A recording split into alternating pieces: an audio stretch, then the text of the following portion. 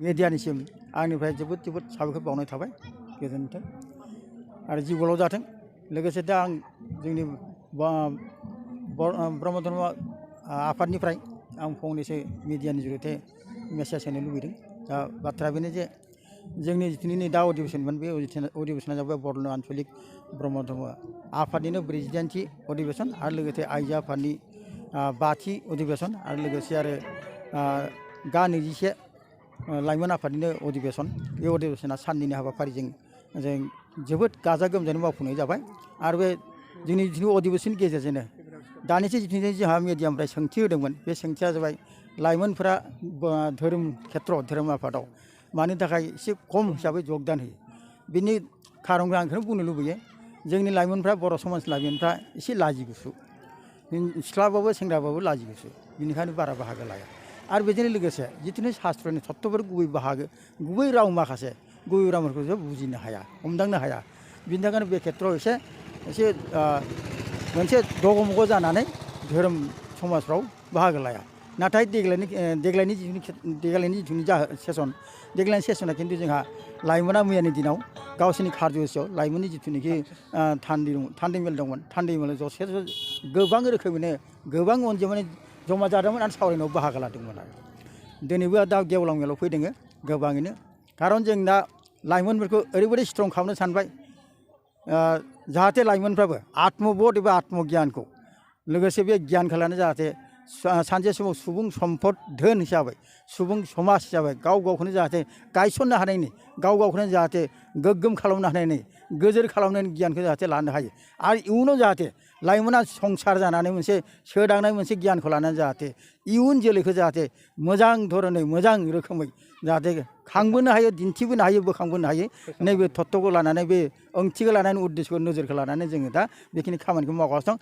आरो लाइमोना जथेस्थ' हेफाजाब होदों जोबोद गोजोननाय बावदों आरो लोगोसे जिथु आइजो आफाद दङ जोंहा बे आइजो आफादाव जोबोद गोग्गोमैनो जोंखौ जगदान होदों आरो सावरायनायाव बाहागो लाफादों आरो बिथांमोनाबो जिथुनिखि धोरोमनि सायाव मिन्थिनो गोनां जिबुनाखि गियान बे गियान माखासे उपलब्धि खालामनो थाखाय मोन्दांथि मोननो थाखाय आरो मोन्दांथिनोबो हादों हमदांनोबो हादों बुजिनोबो हादों आरो जथेस्थ' बिसोरो सहाय सहयोग होदों आरो थिग उनहालागैबो आं बेखौनो आसा खालामदों जाहाथे जोंनि जिथुनिखि पन्थिनि गासैबो धोरोमपन्थिनि भक्त आइ बाबामोना बेबायदि लैहोर लैहोर उनाव आरो बांसिन गरजियासलि खालामनो थाखाय मोनसे रंगिना संगिना खालामनो थाखाय आरो हासिनबावगोन बिनि थाखाय बयनिबो खाथि आं खावलायनो थादों आरो लोगोसे हांख्रायदों लोगोसे प्रेस मिडियाबो बिदिनो जोंनि बाथ्राखौ जाहाथे फोसावनायनि गेजेरजों जाहाथे जोंनि बिथिंनि उद्देश्य लक्ष्य नोजोर बेखौ जाहाथे आरो गुवारसिन खालामना होनो हायो बेखौ नोंथांमोनसिम आं थांखिनानै खावलायदों आरो बिनि दारैनो जाहाथे जोंनि धोरोमनि जिथुनिखि आइडियाफोरखौ जाहाथे जों बांसिनै स्टाडि खालामनो हायो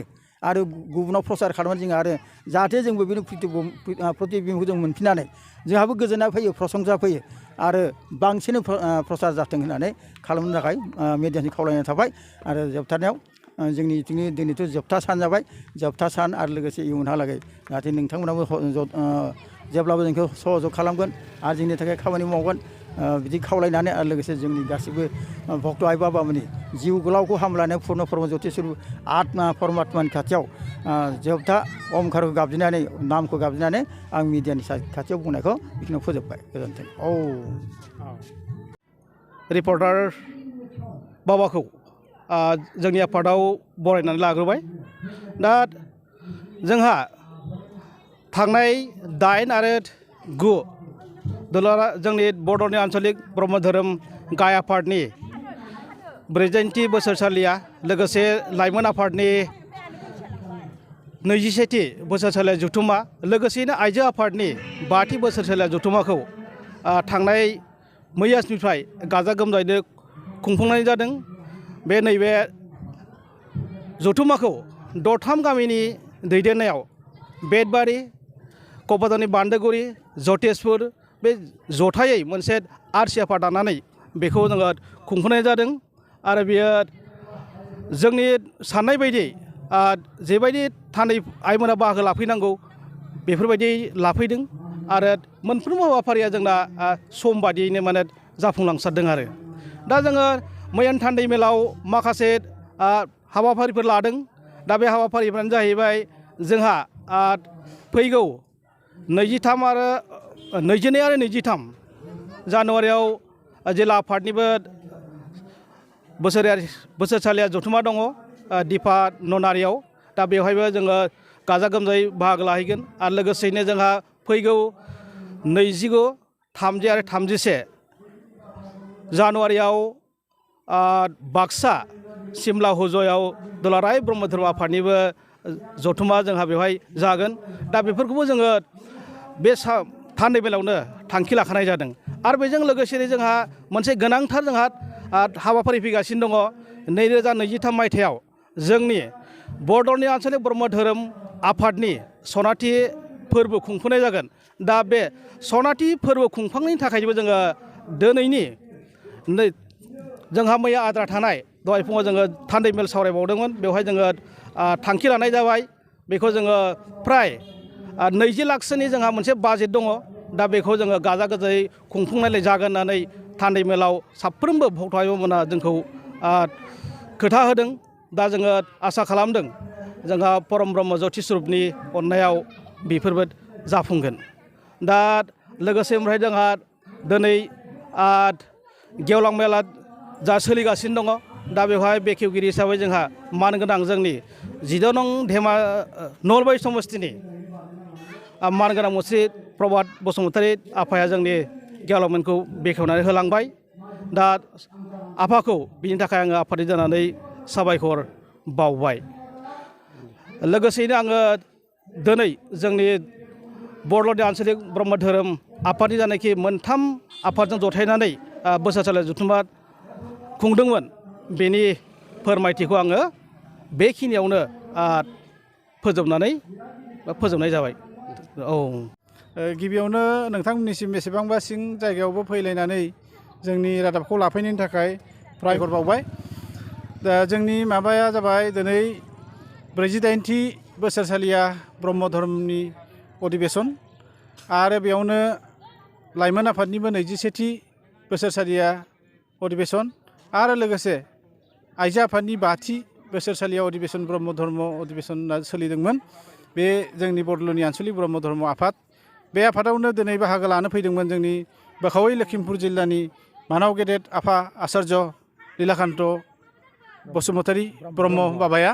आरो बेनि उनाव आरो फैबावदोंमोन जोंनियावनो जों हांख्रायनानै लाबोदोंमोन मानाव गेदेर मिसिं अट'नमास काउन्सिलनि इसि प्रभात बसुमतारी सारखौ। लोगोसेयैनो गोबां जोंहा ब्रह्म भक्त आइ बाबामोन बेफोरखौ लानानैनो दिनैनि बे 2 सानखिया अधिबेसनखौ खुंनाय जादोंमोन। जोङो जोंनि हिन्दु धोरोमाव उन्दै जाखांफुनाय लाइमोन सेंग्रा सिख्लाफोरखौ गोबां खम बाहागो लानाय बिदि मेल मिथिङाव जों गोबां बाहागो खम लानाय नुयो। बिनि जाहोना मा दं? बेवहाय जोङो ओरैबायदि जादों जों बांद्राय एवारनेसखौ खालामनाय जादिया आरो जोंहा गामियाबो एसे खमखाय एसे खम जाथों।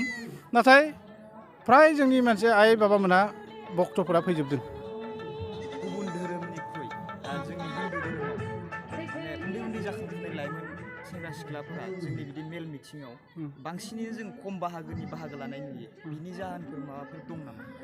बेवहाय जोंहा मोनसे प्रसारा एसे गोरोन्थि जालांदों। जों बयबो बाहागो लाथारनांगौ। मानो होनबा समाजनि उन्दैनिफ्राय बोराय बुरैसिम बाहागो लायाबा जाफुंसार जाहोनो बाबामोना मिथिखागौ। धोरोम होननाय बुस्थुआसो जोंखौ लाखिनानै दोनो। जेब्ला बिसिंखल बायदिसिना जायो डक्टर सिकित्सकफ्रा देहाखौसो फाहामनो हायो, मानसिनि गोसोखौ फाहामनो हाया।